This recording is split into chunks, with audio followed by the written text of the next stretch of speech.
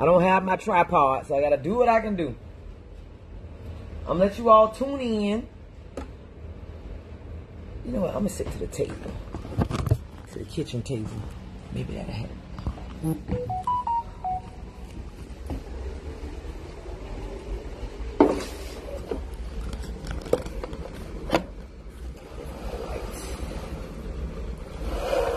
Let's talk Airbnb, since that's the hot topic in Duval right now. Fitness is life with Lee. It's cold outside. I'm gonna let y'all tune in. I'm doing a couple of little things.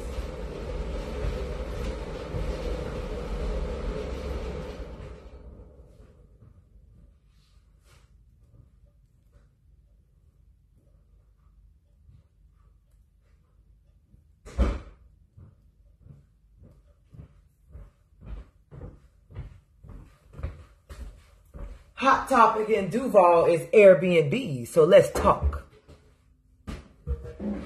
I'm actually sitting in one of my Airbnbs, so that's why I say, you know what? Let me go live and let's talk about this thing here. Let a couple people tune on in. I'm gonna let y'all see this one. I probably need to clean my phone. This is why one of the infamous, oh man, my hair need to be sewed down. The infamous kitty compound. Turn around, phone. All right, this is the kitchen, fire extinguisher. Some of you all seen it before. Many of you all have rented it before. So let's talk. Let's talk Airbnbs, Duval. I love this one. And you see, I am physically, my feet is in mine. You have to put things up. Please keep closed. No smoking, including e-cigarettes. Because people will act like e-cigarettes is not a cigarette. Here's the pool area. This one is always available. Well, not always available. This is one of our Airbnbs with a pool. You know, the hot topic in Duval. Let the people come on in. I realize a lot of people at work. One thing I want to put out there. Disclaimer. Many of us have stayed in Airbnbs, and Airbnb is not a scam. Not at all. One thing you have to know with Airbnb is, just like anything, it has to be feasible. You have to be able to make a profit. Rent is so high right now that rental arbitrage, at one point, rental arbitrage was a good thing. Like right now, I'm going to tell you what rental arbitrage is. Rental arbitrage is renting a property and then subleasing it out, such as on Airbnb, such as VRBO, such as I rent it for one price and then I rent it to someone else for another price. That's rental arbitrage.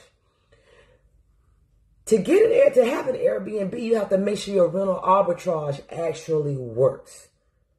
So let's just say you have a rental property. You rented a property, fixed it up, put the furniture in it, you made it everything it needs to be. And it's $1,000 a month. Now let's say your revenue turns out to be $2,000 a month. So you automatically, you paid $1,000 for the property, you made $1,000. But you have to deduct internet. You have to deduct JEA.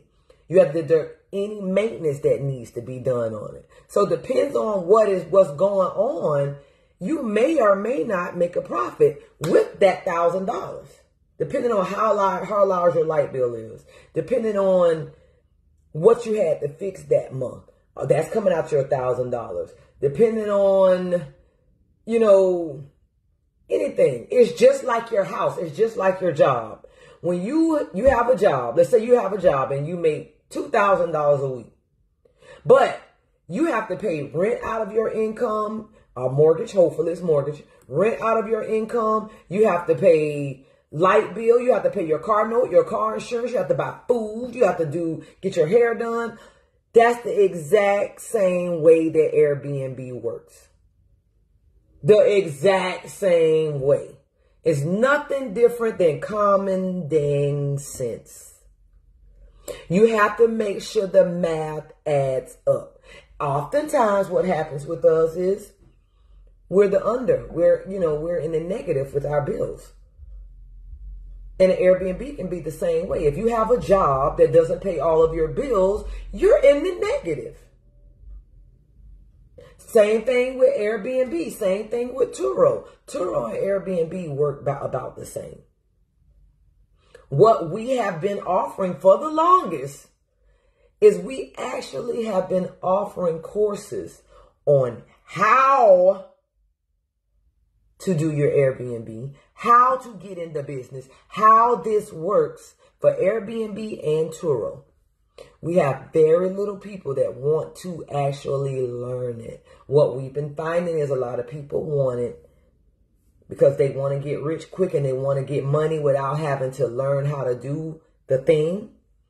Is they have been going in and doing the thing without learning how to actually do the thing. Kitty's vacation rentals, Kitty's car rentals.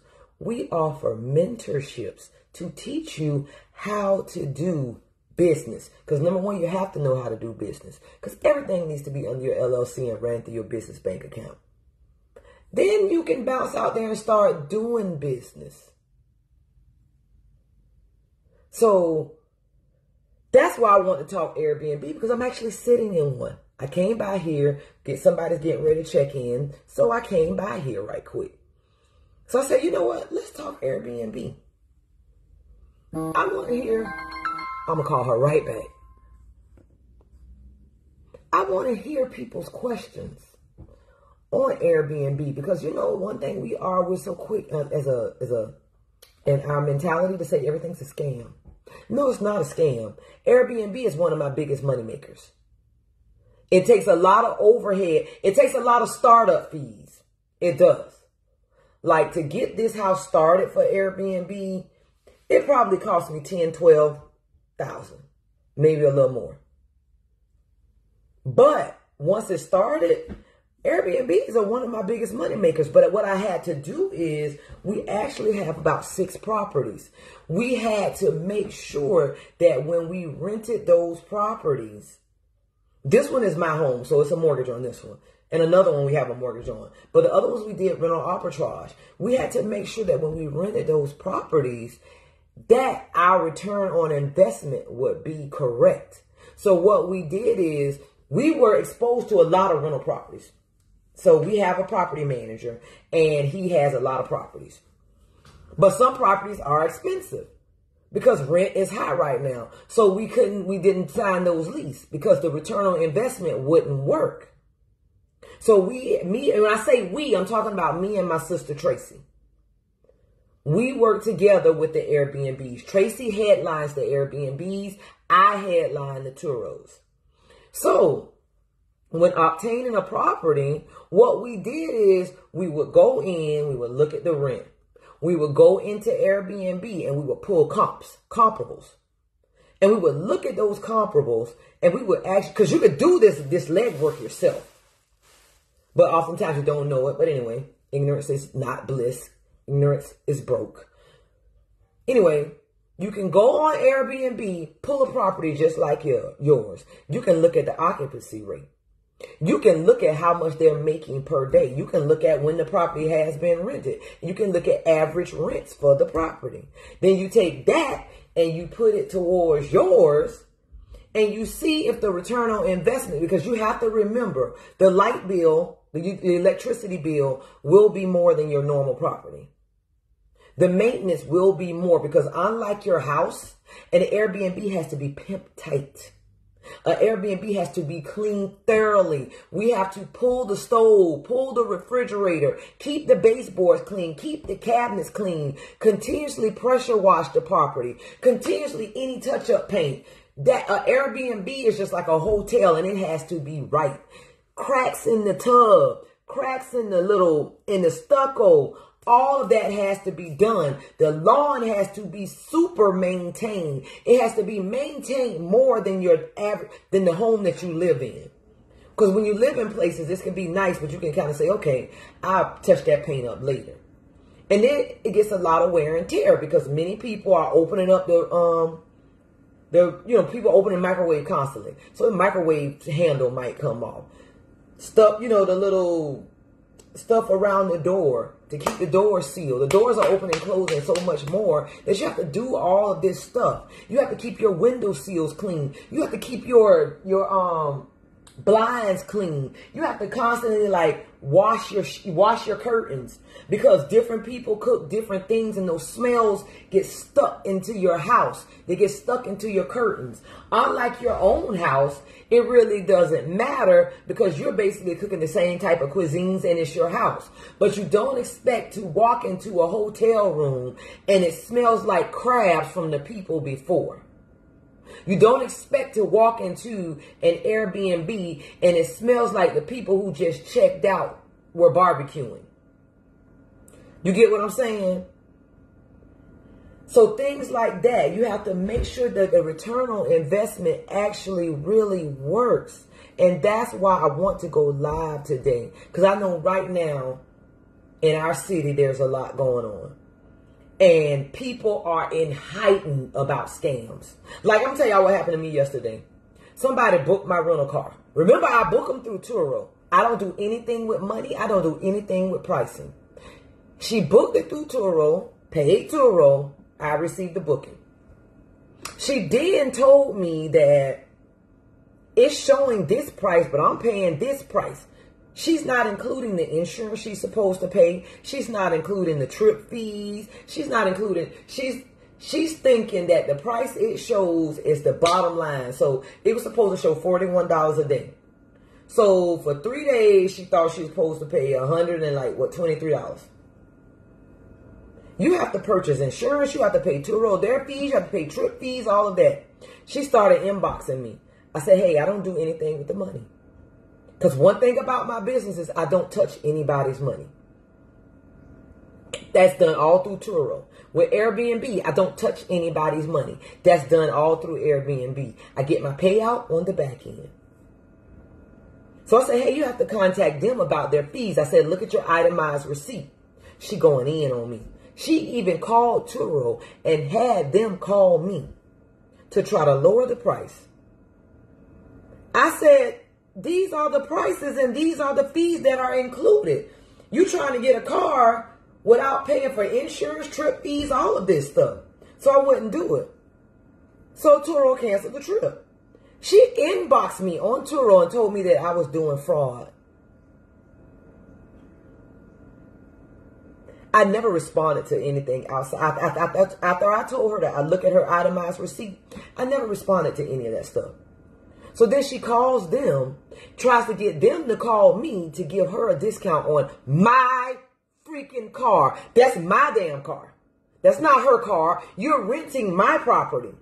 So you want me to give you a discount on my property as if it's yours and I'm obligated to. You got to remember that this is my stuff you're borrowing.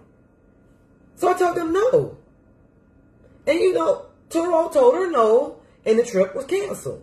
She inboxed me, said that I was fraud and false advertising. When all my stuff is done through Turo, they do the math. They take the money. They set the prices. But people want to say that other people are doing scams so bad that they forget. This is your stuff. Do you know how hard I work for my money? Do you know how hard I work for those cars? Do you know how hard I work for my businesses? No, I'm not giving you a discount. I refuse to go clock into a job. If I give you discounts because you're scamming, you're trying to get money from me. You're basically trying to get something for nothing. Why am I obligated to give you something for nothing? And the price wasn't but $41 a day. If you couldn't afford $41 a day, you should be catching the bus. Get your money together. Then come back and rent cars. Get your money right. Come back and I'll show you how to rent cars. And then you can make money off the rentals. But you want to call me a fraud, y'all. And the thing is, it's all through Turo Messenger. So they see the whole conversation. They see everything. But you thought I was going to cry because you said it was a fraud? Just because you said it doesn't make it true. Who do you think I am? You must think I'm a dummy. I probably have outread every book that you have. For every one book you read, I probably read 10. For every one class you took outside of college or high school, I probably have taken 10. And then they become a scammer. Exactly. Do you know I take mentorships every Tuesday? I listen and read books every day. I listen to podcasts every day. I make it a point to become the person that it takes to run a business. And for you to think that I'm just going to give you something from nothing, you must think I'm the person sitting over there flipping burgers with you at McDonald's. You better think better. I have worked hard, and I'm sure I can outthink you. You know what I'm saying? One thing about business is you have to work. It ain't about the business. It's about working to become the person that can run the business. Because I told them, I said, God, turn me into the person that never has to go back and put in a job application. God said, you want that? If you want that, this is what you have to do. He said, you have to read. Reading means you have to purchase those books. Some people rather purchase a soda or go to Juicy Crab than to buy that book that you're buying. Reading means that you have to take those mentorships. If you want to become the person that can run those businesses, you have to say, okay, I'll pay for those mentorships. You have to say, okay, I'll take the seminars. You have to say, okay, I'll listen to the podcast. This is stuff that a lot of average people don't do. You have to become the person that says, I consistently operate above average. And that's how I run my life. My life is in my motto. So whenever anyone sees me, talk to me, Kitty, I'm listening. Hey, Tiffany, when anybody sees me, know that in my mind, I'm saying I consistently operate above average. This way, I can sit in my Airbnb at 12:34 in the afternoon instead of sitting at Bank of America clock waiting to go to lunch. I don't want nobody to tell me when to eat, when not to eat, when to go, when I can be off, this, when to get up in the morning, what time to get there, what time to get off. So to become that person, I had to do certain things. And so when you see me in my veins, when you see me walking around, when you see me in the gym, know that my motto is I consistently operate above average. I have to be above average to get to where I want to be. I have to be above average to show my daughters this is how you operate. I want them to operate on a high level, and I want them to think that high level is normal. I don't want my daughters and my family to think that mediocre is normal. I don't damn sure don't want them to think that, goddamn it, living in the hood is normal. Underdogging, that's normal. Don't let them get you out your character. They don't. I'm just talking now. Baby, I'm one of the best business women in Duval. You'd be surprised at how much comes at me. And you know what? Every time it comes, I always ask God, I say, God, what's my lesson? What's my lesson? Because with everything there's a lesson. Tanya Simon said, preach, Kitty. It's a sacrifice, but so worth it. It is. The person that you become. Hey, Tasha, that's my boo right there, Tasha. Me and her birthday twins. The person that you become in the journey. Like right now, stuff ain't perfect. Y'all, when I tell you, if I showed you how many bills I had, most people would freaking run.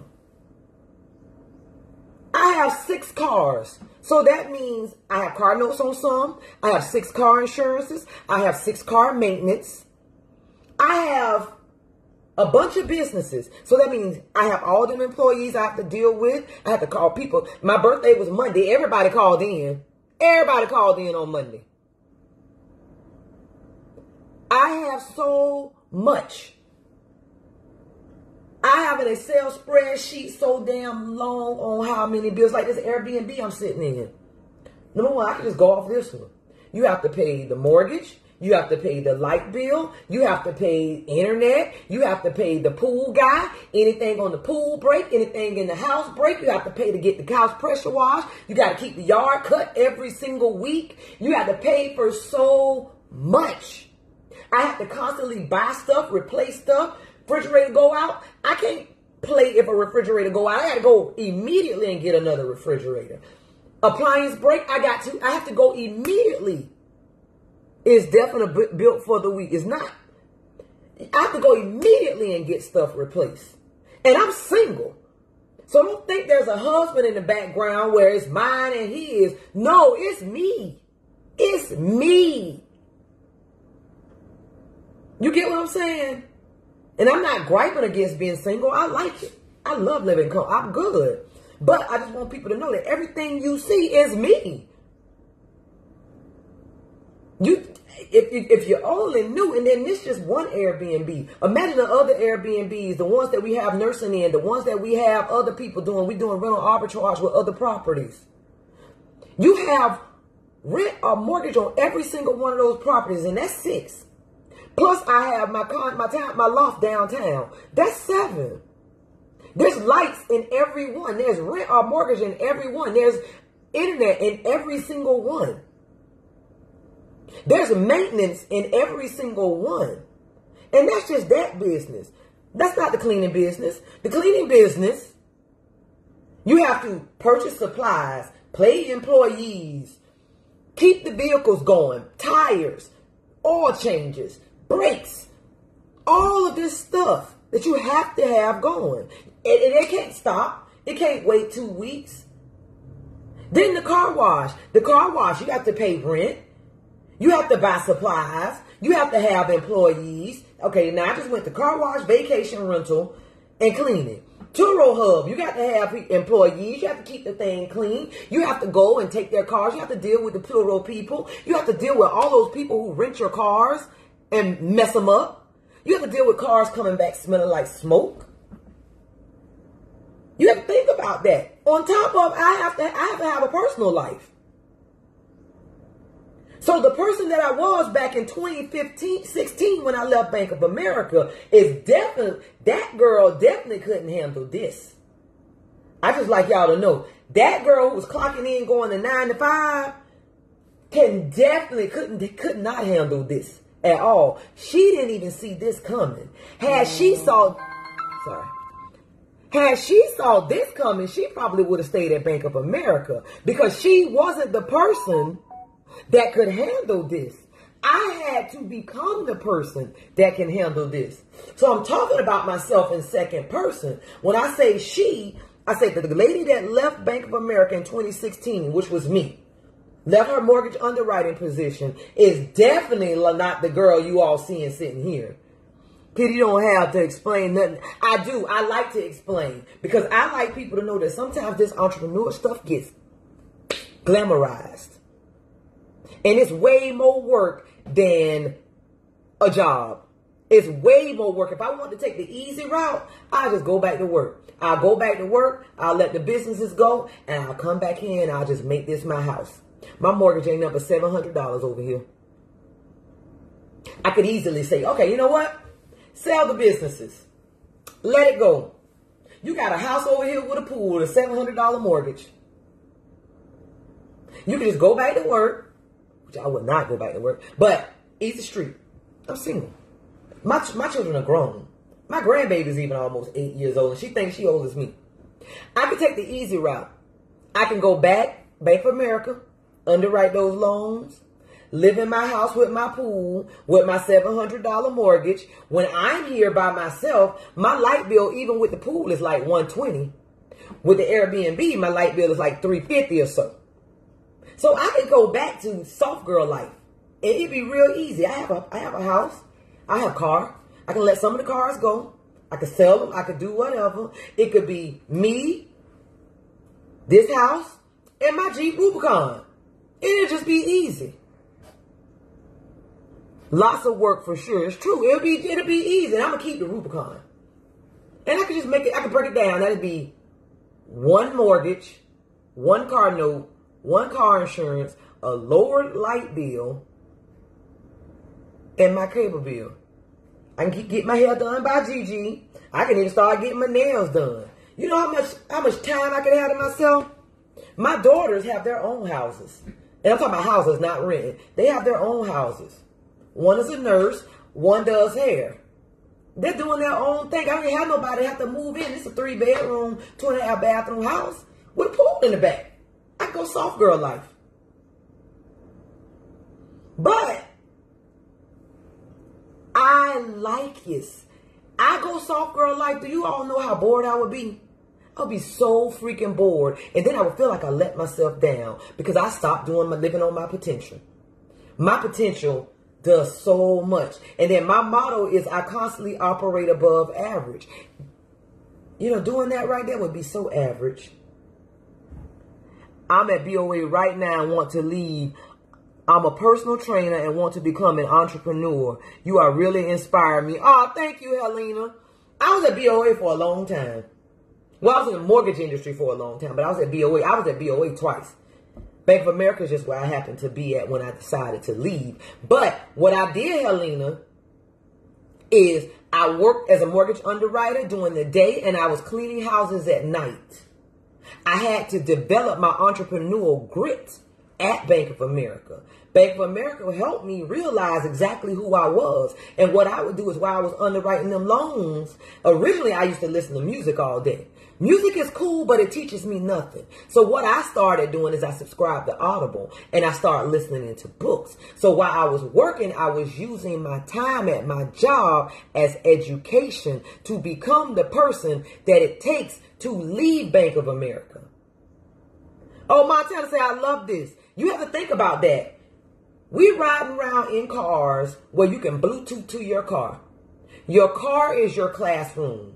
When you go to the gym, that's your classroom. When you're walking around the house, instead of watching Housewives of Atlanta and that bull crap, turn on YouTube, listen to Myron Golden, listen to Donnie Wiggins, listen to the Social Proof podcast, listen to Dr. Boyce Watkins, listen to Jim Rohn. Use that time to educate yourself to become the person that it takes. Because you have to become that person. If you think that instant gratification is going to get you where you will get. I was going to curse. You will get done in every time. Knowledge is power. And anything you do, I don't care how passive it is, you need to know something about it. Like right now, my sister runs the cleaning company. My sister Dion does.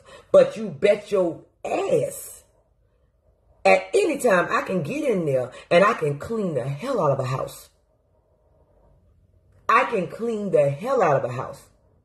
You can bet you right now. Tracy is the head of Airbnb in our family. Everybody's the head of something.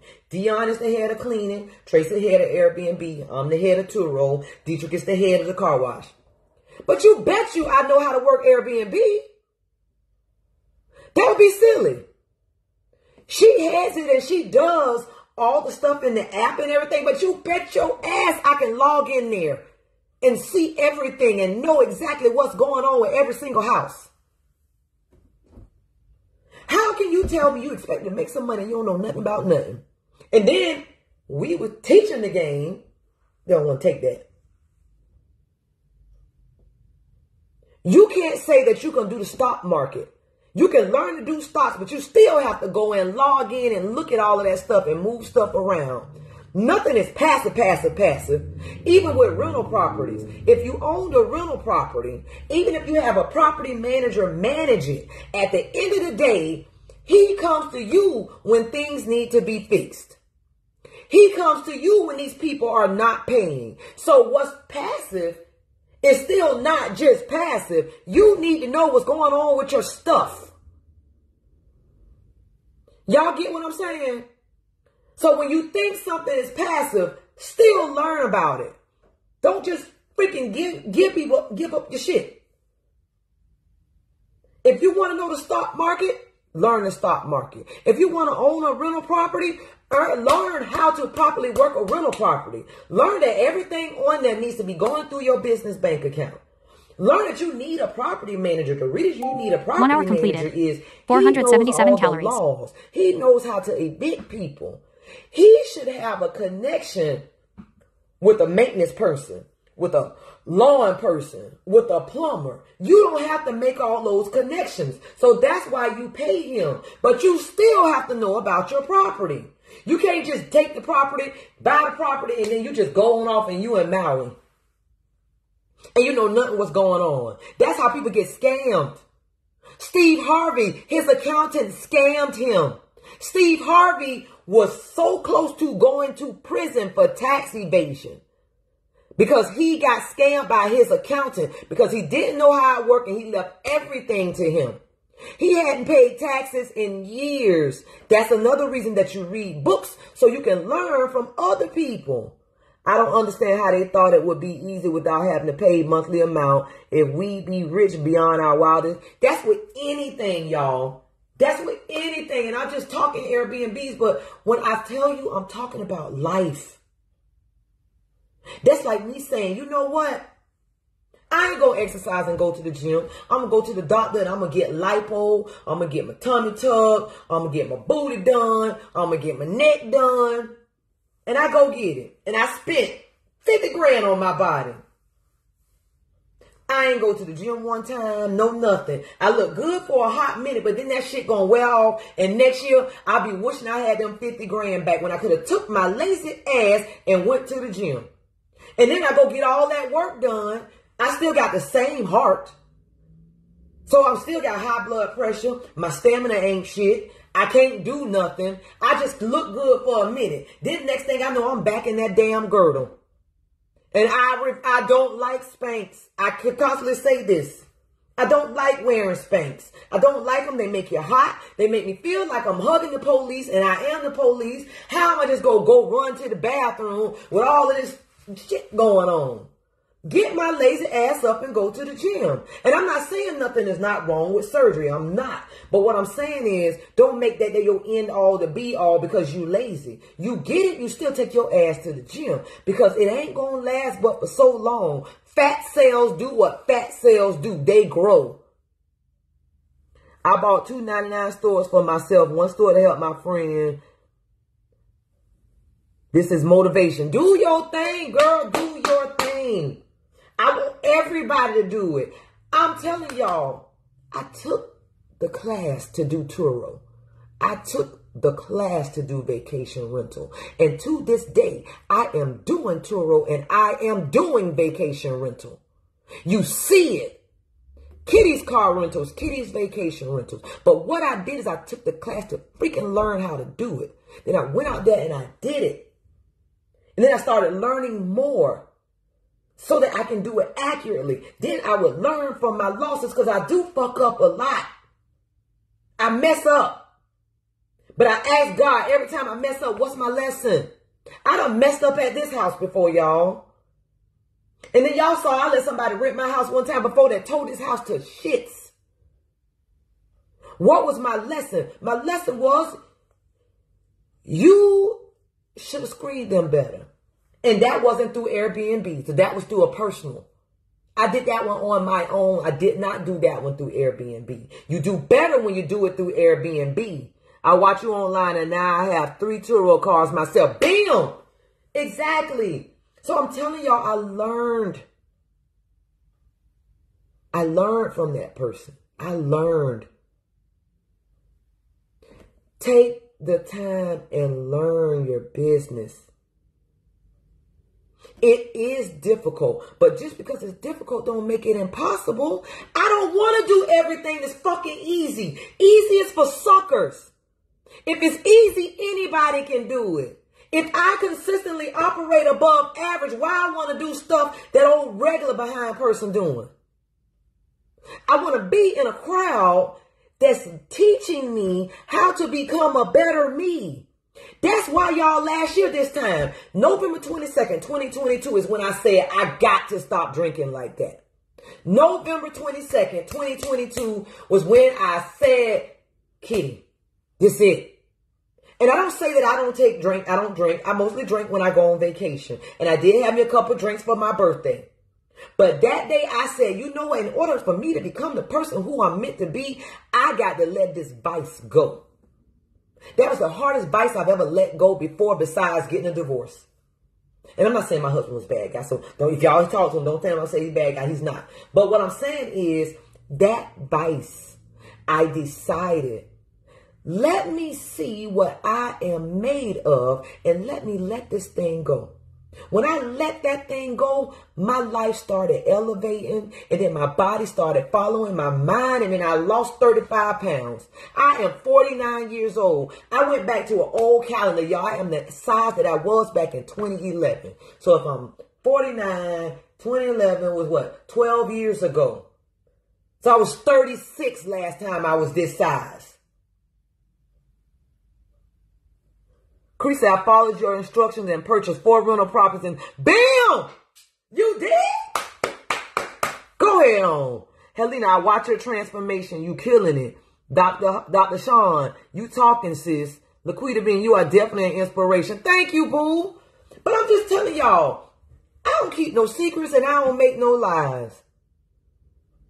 I am who I am. I'm a regular girl right out of Reebok. Lived in Palmdale, between Palmdale and Grand Park. My grandma lived, both my grandmas. One was on one side, one was on the lumberyard yard side, the other one was on the bakery side. So I bounced between Grand Park, and then my mom and daddy, we grew up in Palmdale. My mom is still in Palmdale. My dad passed.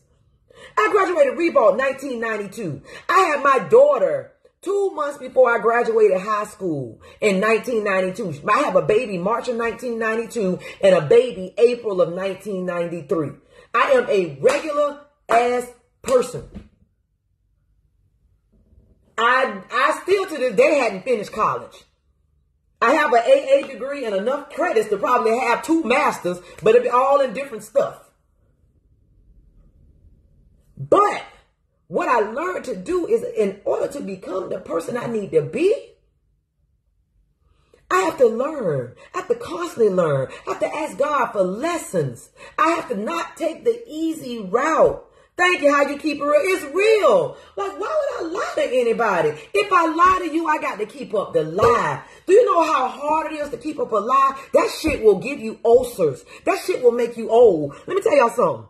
Right now, to this day, I don't have no gray hair. Gigi ain't been covering it up. I can't believe I don't have no gray hair, and I'm the oldest. But I don't have no gray hair. This is my hair. Now, on the 17th, I'm going back all black, so Gigi is going to dye my hair black. But I'm just letting y'all see. Ain't no gray hair here. Can't believe it. How stressed out I be sometimes. I thought I'd be popping all out everywhere, but they ain't popped out yet.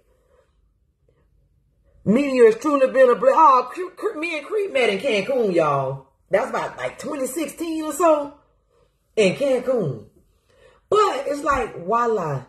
Why would I lie? If I lie to you, I got to keep up a lie. I ain't no faker. I ain't no flogger. Most time y'all ever see me, I ain't even got no damn makeup. I'm on live right now. I ain't got on shit. Don't wear shit. Most time you see me, I got on, if you see me, I got on eyeliner and some of this. Because, shit, I just get tired and I ain't got it like that. I just ain't got it like that. I got so many bills. I be like, nah. I ain't gonna even do it because then I got to pay the makeup artist. If I go to Fantasia, I'm just beat my own face. Not even really beat. Because I don't really like wearing heels. Because, you know, if you go to the arena, you got to walk from the parking garage to the arena, to your seat, get your little food. That's so much walking. I'm wearing my J's. I don't even wear heels like that no more. I'm wearing my Jordans. I have some grays you can borrow. Y'all, the reason I said that is because as much shit that I have go on, I would think that all this being great.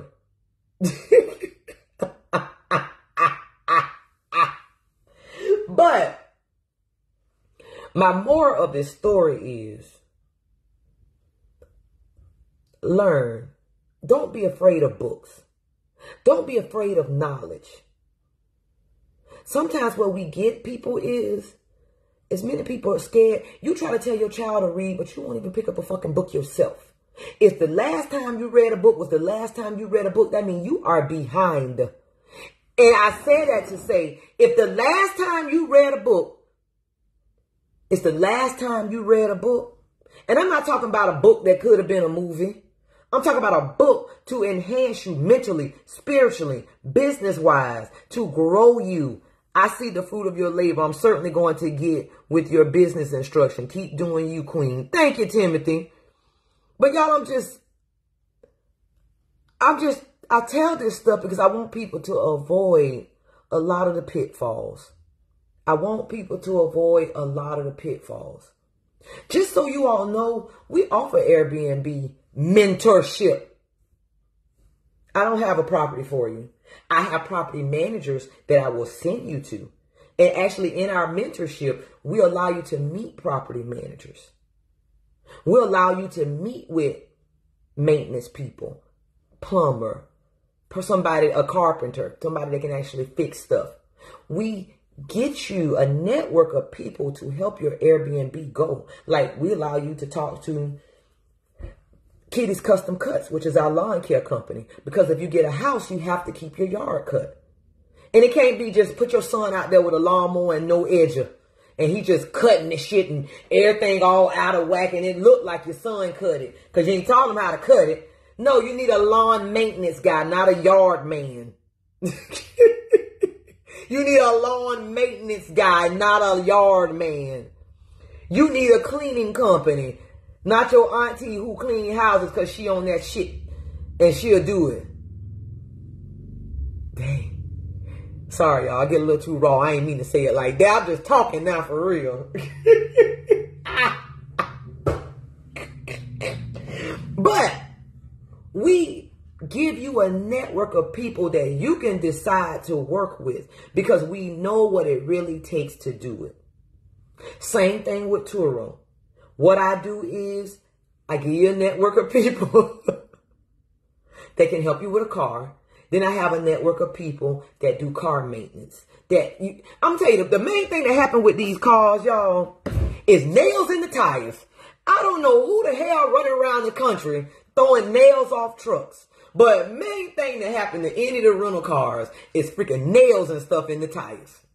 You get so many cars come back, tire going flat, take it to the people, it's a nail in the tire. I think that we keeping the tire shop on the corner of Dunn and Lim Turner, that gray building, I think we keep them in business. Well, they always busy, but I think we keep them in business for real. Because I go up there so much, hey, I think it's something in this tire. He pull it around, patch the tire, I plug the tire.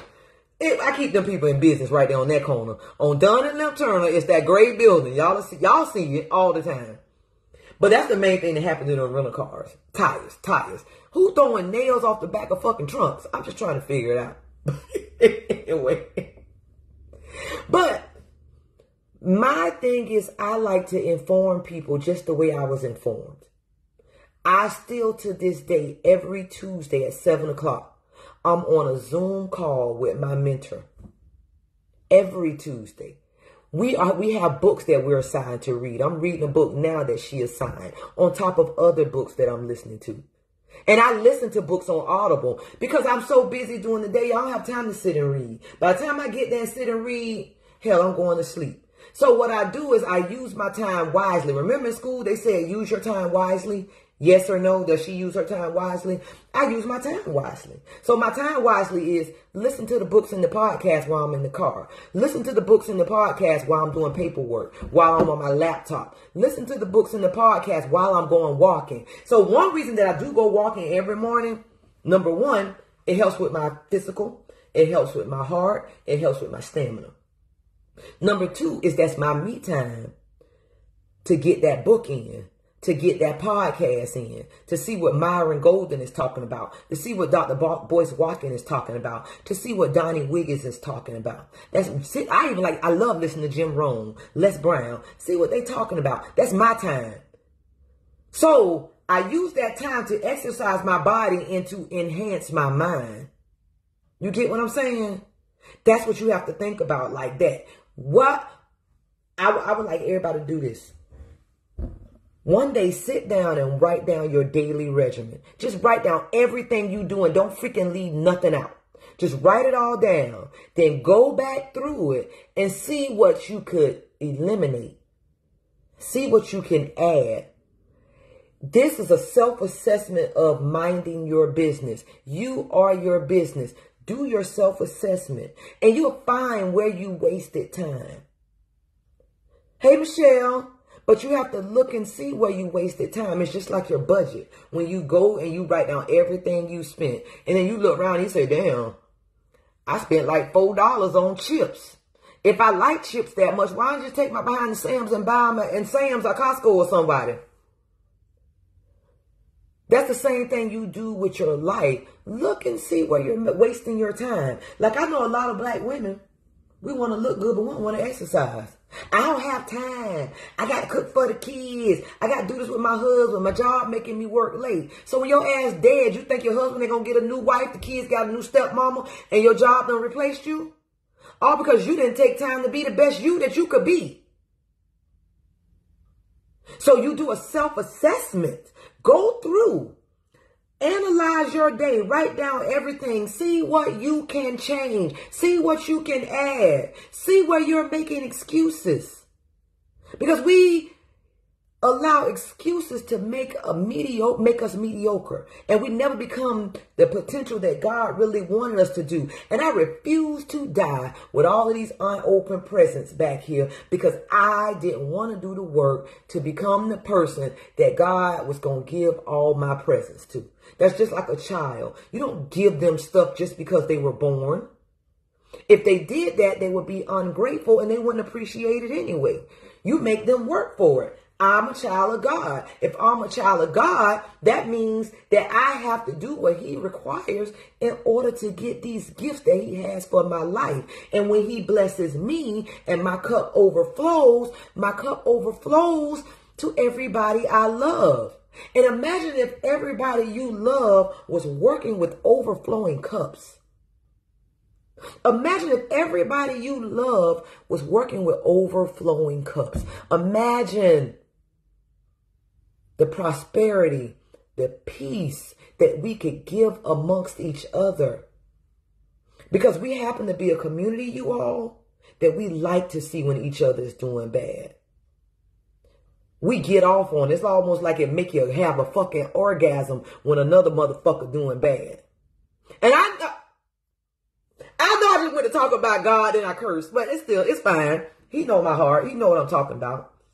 It's like it make a person get off when another person doing bad. See, that's why I ain't fuck with them anyway. If you couldn't fuck with them anyway because you ain't even have the money, you ain't have a cup that was overflowing to even fuck with them. You say you didn't mess with them, but you ain't even have no money to get the stick. You didn't have the money to even go over there and do the business with them. You just want to be somebody to say, that's why I didn't. But why you didn't do your own thing? Why you didn't go to the other person that's doing it? Self-assessment and self-analyzation. Think about that thing. We like when other people doing bad. Because then it gives us justification for being mediocre, for living at the bottom. I don't want to be mediocre. I don't want, if you're the CEO of your last name, what are you doing? What does your last name mean? That's something that's so important. You're the CEO of your last name. What does it mean? Is it garbage or is it good? Is it garbage or is it good? When you die, will they remember that you were even here? Or would they be like, yeah, I know her, and she donated, and she helped me, and this, and this, and this? Or they're like, child, I can't even think of nothing she did. I ain't really got nothing good to say, so I ain't going to say nothing at all. You control that narrative out of somebody else's mouth. You control the narrative of your entire life. Your narrative is controlled by you. That's one of the biggest life lessons I have learned, that the narrative of my life is controlled by me. So when I said, take a piece of paper, write down every single thing you have done in one day. Find out where you're wasting time. Find out what you could do better. But many people, I'm gonna be honest with you, if I say it to 100 people, ain't but one person gonna want to do it, because most people don't even want to see their shit. They don't want to divulge. They don't want to dig into themselves to see what they can do to become a better person. I had to do that. Last year, y'all, I'm gonna tell you what really sparked me. When Adrienne Martin called me and she said, Kitty, You are one of 3 best boss female entrepreneurs in the city. And it's not something that anybody voted on. We watched you and we watched you go on and we watched this. And you are best boss female entrepreneur 2022. Y'all, I cried. I really did. I don't even cry much, but I did. That thing's, I didn't know they were watching me. I didn't even know Adrian. But when she called me and told me that, then it set something in fire in me. It said, hey, if you won Best Boss Female Entrepreneur of the Year, are you doing your best? Nikita Watley, are you doing your best? And I sat back and asked myself, I said, damn, I could be doing better. I really could be doing better. And that's when I decided, you know what? My number 1 vice is that alcohol. I love me some Moscato. Now, y'all, the Moscato makes me sick as a dog now. But my vice was my Moscato. If I'm getting off every day and I'm drinking Moscato, first of all, I already went to the doctor. My blood pressure was high. My cholesterol was high because Moscato and chicken wings just go together in my book. Hey, cousin. They go together. I don't care what you're saying. Moscato and some hard fried. I like my chicken wings all flat, lemon pepper, fried hard. They go together. That's just me. Anyway, so with them going together, it had my blood pressure high, me overweight, and high cholesterol. Because remember I said I like the chicken wings fried hard. So that's extra time in the grease. I said, you got to stop. You got to do better by yourself. Definitely flats, okay? You got to do better on yourself. You got to let that vice go. You have to become the person that can let that vice go. Do y'all know how freaking hard that was? And it was a self-challenge. Ain't nobody tell me to do it. Ain't nobody say you got to do it. So I went from November to April, not a drop. Not one drop. I made myself not do it. I had to, for a while, I was drinking Coke Zeros. I had to do what I had to do to get it out of there. Now I don't really drink Coke Zeros anymore. But I had to do what I had to do. Y'all know how freaking hard that was? And mine, I'm just being honest with what mine was. Mine was wine. Everybody got a vice, but some people won't tell it and won't tell nobody about it. But it's keeping you from becoming the best person that you can possibly be. What me doing with that wine taught me was seriously self-discipline. It said self-discipline, self-determination, because I had to be determined to be their self-discipline, and I had to be consistent with it. And it was somebody I was watching on Instagram or TikTok, and she said it. She said, I have to be self-disciplined. I have to be determined to be self-disciplined. And I have to be consistent with it. In order to do all of that, I have to talk to God. It would be times, y'all, I take that thing hour by hour. I didn't do it day by day. After a while, once I got like to day 90, maybe day 50 or 90, something up that high, it became a new routine. But y'all, the hardest days for me was like day 15 to like day 45. That's when I struggled. I had to change my whole routine, y'all. It would be like I would get in this thing, especially on Monday. Monday was my happy hour day because my life runs Sunday and Monday. Like a lot of people Saturday and Sunday, mine is Sunday and Monday. So what I would do is Monday, I would go to happy hour. I had to make myself not go to happy hour. I had to run my black ass to the gym. I would literally want to stop at happy hour so bad that I would drive past there real fast and run into James' class. Because I had to do something to replace that time.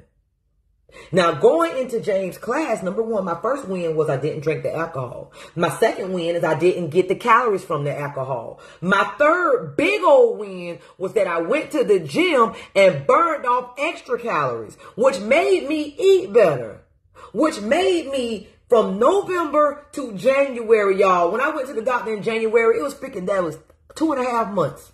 My blood pressure had done went down and he took me off high blood pressure medicine. He sent me to get new blood work. I got new blood work. He took me off the cholesterol medicine. It took 2.5, damn near 3 months. It was January 18th. I remember the day. It was the 18th or the 14th. So I started November 22nd. By January 18th, I was off of high blood pressure medicine and off high cholesterol medicine. It didn't even take me, it took me almost 3 months. I was so proud of myself. With that victory, it gave me self-confidence to start doing more victories because I wanted those victories. Now I got the self-confidence. Baby, if I could do this, I could do that. Helena said, I'm going through a 27-week prep to my second bodybuilding competition at 49, same age as me. My motivation is not there. My discipline kicks in. Boom. There you go. Y'all, Helena just said it. Let me tell you something.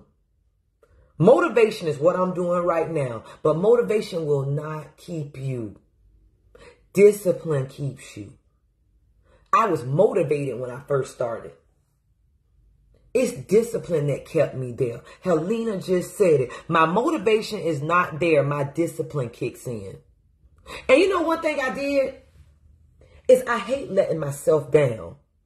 So what I would do is if I say I'm going to do something, I do it. I set myself that I go to class Monday, Wednesday, and Saturday. Monday is 1 class, Tuesday is 2 classes, Saturday is 2 classes. So that's 5. And then I make it a point to walk Sunday, Monday, and Friday. And I stretch in between. I made this thing for myself because I had to teach myself self-discipline. And I hate letting myself down because, you know, the person who has to lay with that guilt is me. So often when I would want to drink, I wouldn't. Yeah, I see you. Santori see me walking. It's because I made myself. Most time when I go walking, most time when I go to the gym, y'all, I don't feel like it. I don't want to. My trainer, James, y'all, his stuff works, but he kicks your ass. Don't come in there thinking it's going to be a soft girl workout. No, he kicks your behind. But when I tell you my stamina is off the charts, it's way better than last year. When I tell you my stamina, I can do push-ups. My abs look better. When I get naked, I ain't ashamed to look in the mirror. If I had a man, baby, he'll be so, ooh, because I know I look good when I get naked. I like it. But that came from the self-discipline. But I'm telling y'all, when you're not motivated, it's the self-discipline. Do not allow yourself to let yourself down because you have to lay with that thing. And that's how I felt. So back to where I started. When I won Best Boss Female Entrepreneur of the Year, I asked myself, I said, you have the title Best Boss Female Entrepreneur of the Year. Are you doing your best? And I know I wasn't doing my best. And it wasn't as far as the job. It was personally. And if I'm not doing my best personally, that means I'm not doing my best as far as my businesses. Because while I'm sitting at happy hour, and then the next day I'm running and moving slow, I'm not doing my best the next day at my businesses. So that's what sparked my challenge and said, thank you, Shantoria, that says, hey, cut your vice. God had been telling me to cut my vice for the longest. Finally, it hit me. It said, cut your vice. I have something waiting for you. But I'm not going to give it to you as you are currently. And that's something we have to ask ourselves. What do we think that God has waiting for us that the current you doesn't deserve? We all want it, but does the current you deserve it? Are you operating at your highest level? And I'm talking about mentally. I'm talking about physically. I'm talking about spiritually. Like now, y'all, what I did, and my mentor's the one got me doing this one. Every morning I wake up, I meditate. I listen to Bob Proctor and I meditate. I cut my YouTube video and I lay there. 1 hour, and 30 minutes completed. I let him just 716 guide this calories. one that I do. Then every day I have a gratitude alarm. I set a gratitude alarm, thanking God for something that day. I want him to know that I am thankful. I also make it a point to try not to complain. Because one thing I cannot stand is a complainer. Complaining is a simple-minded way of looking busy and getting nothing done. So I don't want to be a complainer, because if you come around me complaining, I'm going to say what you're going to do about it. If you don't have nothing to do about it, I'm going to tell you better well shut up. And you end up not liking me because I just don't like it. And I'm not going to fake the funk with you. I'm just going to walk away. So some people say I'm mean when it comes to stuff like that. I'm not mean. I'm stern. I'm real. And I'm a grown person. I'm not going to sugarcoat your shit. I'm not going to let you think that something you're doing is good when it's not. I don't know if I can save it. I'm going to try to screen record it because I'm going to put it on my YouTube page, y'all. So if Kitty's Custom Cleaning on YouTube, I'm going to screen record this. I don't think they let you they don't let you download them like they used to. But it's going to be on, it's going to stay on my Facebook. I'm not going to delete it. But that's just something to think about. Complaining is a simple-minded way of looking busy but doing nothing. You ever heard a person just complain about any damn thing? And next thing you know, you just want to backhand them because they're not doing nothing. They're not making progress. All they're doing is aggravating the shit out of you. And because you trying to be the best person you can be, that aggravation messes up your energy. So you have to get rid of them. Like with me, y'all, I just leave them. If I like you, I'll tell you. But some people, I don't know them like that, so I don't tell them. I just never get to know them. But if that's somebody I like, I'll tell them. And people I know, they're like, yeah, she'll say it. Because it's just part of what it is. Joyce, I always say, if you're not part of the solution, you're part of the problem. So stop complaining. Thank you, Joyce. If you're not part of the solution, you're part of the problem. So complaining, it don't do anything but aggravate the people around you and make them see you in a negative light, and they don't want you around. You bring down the room. So, going back to Best Boss, that's when I started the journey of trying to become the best me that I could be. And I wanted it mentally. I already been reading books and doing stuff and working with my businesses. But I wanted to get back to this person that I haven't seen in 12 years. I haven't seen this size and this weight in 12 years since 2011. 2011, I was 37. I wanted to be the person that it takes to run all of these businesses because it's hard. When I tell y'all, I've been out with guys before, and that's why I really like to date entrepreneurs because they know what's going on. But I've been out with guys before, and my job doesn't really stop. My businesses don't stop. And so my phone will ring or different stuff, and I say, hold on one second, let me just take care of this. Take care of my business, boom, come back. Or I see people I know, and they'll want to talk business. And they'll see me, and they're like, you know what? I was thinking about starting my barbecue business, and this, and this, and this, and this. And then we leave out. Look at him, he's just trying to talk to you, blah, blah, blah. You know, you're a jealous spirit. I can't even fuck with you, so that's fine. And that's why my dating pool is like this. Because a lot of men don't even get it. I prefer to date entrepreneurs, the real ones, not them fake ones. But I prefer to date entrepreneurs because they get it. And then I get it. And then we can actually sit there and we have something to talk about. You get what I'm saying? So like if I date an entrepreneur and somebody stops him about work, or let's say he owns a trucking business, and we out to lunch, and then somebody calls, it's emergency, he got to take it. I have no problem with that because I know how it is. Because it aggravates you when you're out with someone and then somebody call about a job, the car is got a flat tire in Georgia, anything. And then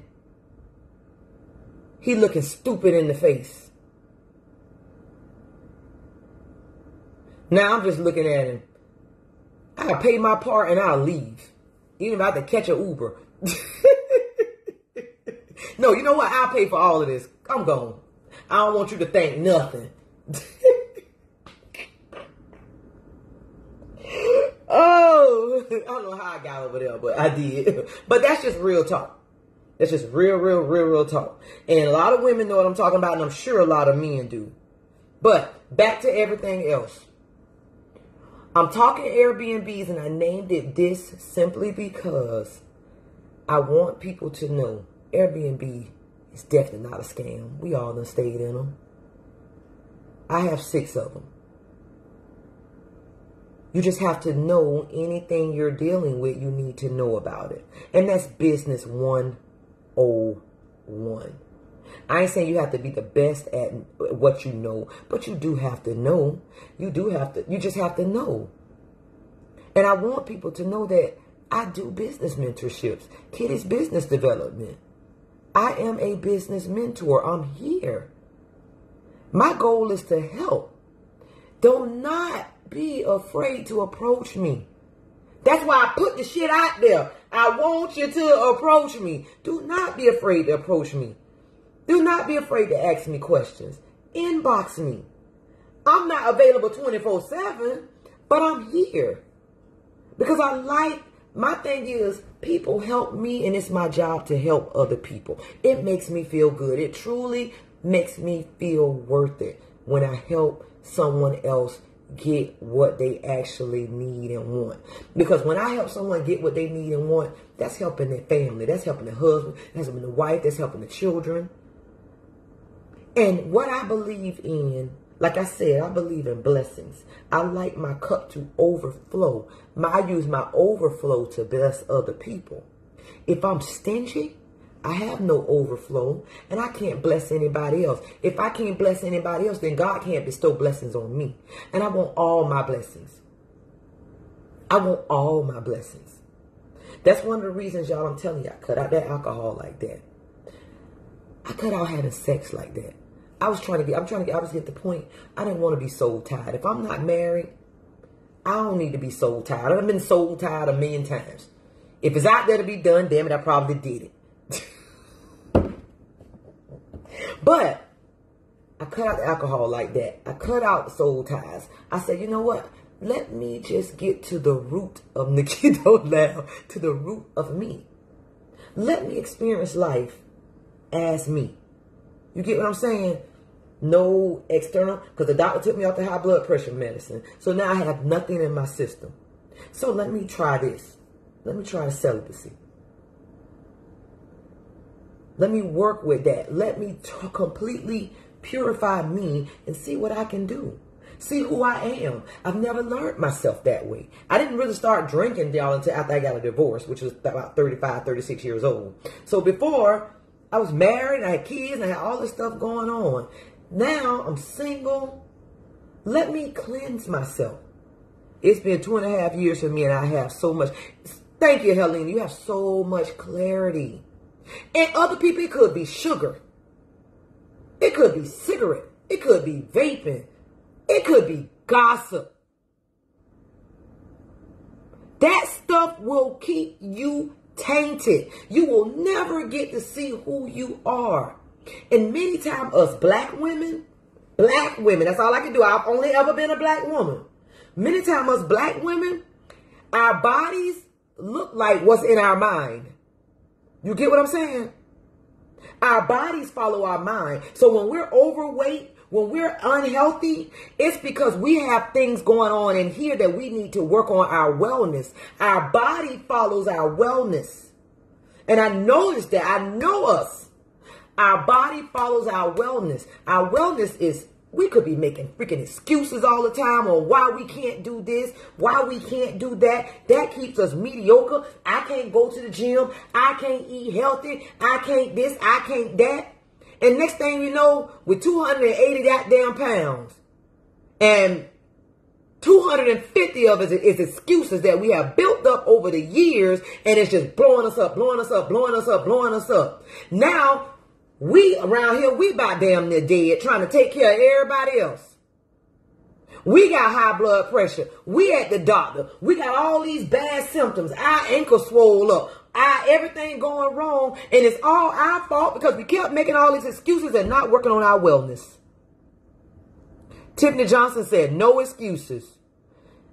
Yep, it has to become a lifestyle. It do. And wellness is not just your exercise. It's everything. It's once you start putting yourself first, you want to be well. You want it. Like, y'all, let me tell you something. Last week, I only went to the gym once. I went and worked out. I walked Sunday, and I worked out Monday. And then I took the little week off because it was my birthday. By Monday, I had to get back in there. It's like I missed it. And I'm telling you, hey, Khadijah, I'm telling you what my mentor said. She said, this is how you work with preaching to the people now, okay? She told me this. She said this, and this changed my world. She said, make exercise like this. Do it for 30 days. Make it like you ever hang with a guy and you really like him. And you hang with him, and now you done hung with him for about 2 or 3 weeks straight, every single day. But then one day he calls and he can't come. He got to work late, blah, blah, blah, blah, blah. You're like, okay. Then he does that for like 3 or 4 days straight. Now you're starting to miss him and you're like, damn, what's wrong? Something ain't right, da, da, da. That's how you do exercise. You make it so much a part of your life that when you don't do it, you miss it. Think about it. When you don't do it, you miss it. That's how you do with exercise. That's how you do with eating healthy. That's how you do with reading your books and your podcasts and taking mentorships and taking classes. You make it so much an intricate part of your life that when you don't do it, you feel like you failed yourself. The more you learn to do it, the more when you don't do it, you will miss it. And you feel like you need to get back to it in order for your life to feel fulfilled, in order to feel right. Often what happens is we're riddled with bad habits. And when we're riddled with bad habits, they're so much a part of us that when we don't do them, we miss the bad habits. Hence, alcohol is what I'm talking about. My wine, my barefoot Moscato. I was so riddled with that bad habit, and it was so ingrained into every part of my life that when I didn't do it, I missed it. That's why day 15 to day 30 was so hard, because when I didn't do it, I missed it because the bad habit was just a part of who I was. Even though it was a bad habit, I held on to it with a vice grip because it was the thing that I know. Going into the unknown is the scariest thing that anybody can do. And it could be the best thing that you will ever do for your life is to go into the unknown. Tell God, ask God, yea, though I walk through the valley of the shadow of death, thou art with me. That means when I'm scared, I know he's there and I still walk. When I'm nervous, I know he's there and I still walk. When I fear, I know he's there and I still walk. Often we'll say that we believe in God, but we will not walk through fear. We will not walk through fire. We will always stay with the habits that we know. And most of the habits that we know are bad habits, and you'll never freaking open all the gifts that God has for you, because we're only walking in what we can see. And that's it sure is, but rewarding. It is. That's the hardest part. We walk in what we can see. Faith in the unknown. You have to have faith. But in order to have faith, you have to have clarity. In order to have clarity, you have to ask God to take stuff out of your life that you know is not really meant for you. That's a whole nother sermon right there. How often do we keep shit around that we know ain't meant for us because we think ain't nothing better? You ever been with a dude and he not even the one for you, but you keep him around because you think ain't nobody else? And often the reason you think ain't nobody else because you're not so secure in yourself. You don't think that you're pretty. You don't think that you're fine. You don't think that you're smart. You think that you are low level or mediocre. So you think that this is the best you can do. And yet you stay with this dude because you think low of yourself. So it's not about the dude. It's about you thinking low of yourself, and the dude that you really wanted, you won't go out and get because you don't think that you're worthy of him. And it could be a possibility that we're not worthy of him because we have not worked on ourselves. And then the one that you really are worthy of, he ain't gonna just be around every corner because he got to work on himself. And just like you don't work on yourself, a lot of men don't work on themselves. So the one that you really worthy of, when you work on yourself, he gonna be a hard find. Because just like it's hard finding you, it's hard finding him. Because he got to work on himself. Just like you got to work on yourself. And that working on yourself is hard as hell. So why you think he want to work on himself? He got to go dig deep into his God box to work on himself. Just like you dug deep. And you know how hard it was for you to dig deep in your box. So it's just as hard for him. Clearly, it's not necessarily with faith needs to be activated. It does. But sometimes you got so much going on that you can't even see clear. And if you can't see clear, you don't have no faith. You got a church full of people sitting there say they have faith and they won't step out on nothing. They won't even go to another person's church and listen to another person's pastor because they don't want to hear what that pastor got to say. Part of it is because they got so goddamn scared that if they go to another church and they hear another word, it might spark something in them. That's like YouTube. YouTube got 9 million pounds. Let me tell y'all this. We was talking about Reverend Ike. About a year ago, I stumbled on some old Reverend Ike sermons on YouTube. And when I tell you, I wish I grew up listening to Reverend Ike. I wish. Go on YouTube and type in Reverend Ike. When I tell you I wish we grew up listening to Reverend Ike, I believe where I am now, I would be so much further because I'd have caught that stuff long time ago. Back then, they was bashing him, calling him prosperity preachers. Hell yeah. Why the hell can he not be prosperous? Why am I a child of God and my daddy got everything and I'm sitting around here poor? That don't even make sense in the physical sense. If my daddy, Eugene Watley, was rich, and I'm sitting around here poor, that means he ain't doing something right. So God is rich. Why do I have to be poor? I like my riches in heaven and on earth. Ain't nobody say you got to wait to die to be happy. If you had to wait to go to heaven to be happy, your ass would have never been born. You'd have just been a thing and you'd have been in heaven already. Life is meant for you to be happy. Yes, there will be down times. And sometimes we get so accustomed to being unhappy that that's the fucking normal. And then they can't stand a happy person. Oh, hang that up. You ever met a person that can't stand a happy person? Well, that bitch over there so happy for why she smiling. They hate that when you walk in the room, you change the energy and make it positive. Yeah. Ugh. And they're just sitting over there with this dumb face. Instead of asking you, what you doing? What's going on with you, girl? I like it. So they sit over there with a stuck face. Think about that. That's something to really, really think about. Sometimes we don't like a happy person. I love a happy person because, baby, I love that energy. I'm going to hug a happy person. I'm going to suck some of it up. Same thing think about with soul ties. Remember that. Think about it. Nene said, hello. Janetta, hello, true. Tiffany, like they been sucking on lemons. Ain't them? Ugh. Girl, I can't even hold the face because I don't like it. You ever met, I'm going to tell y'all something. There's this guy I know. And it's about 3 weeks ago. He live in Georgia. He came down with his girlfriend. And, they asked me what was good. So I told them they were staying at the Hyatt downtown. I said, Burrito Gallery. I said, me and my girl going to be there too.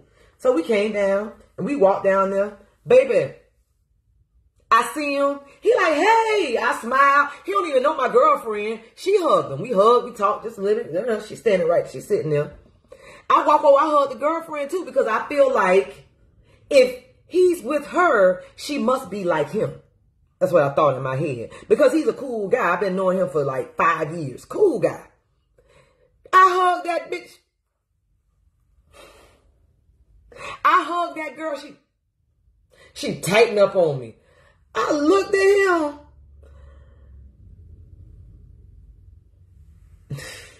Now I got to lay it on. She finna get all the happy kitty now.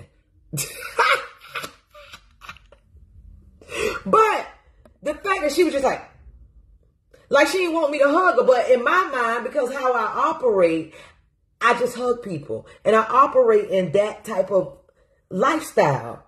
So when she nutted up, I still hugged her. I was just like, this Negro can do better. And she wasn't the cutest thing anyway.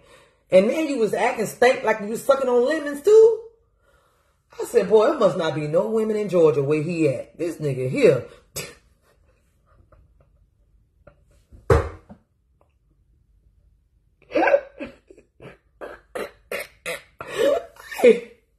Y'all, sorry, I'm talking like I'm sitting at home now. Well, I am sitting at home. That's why I'm so comfortable.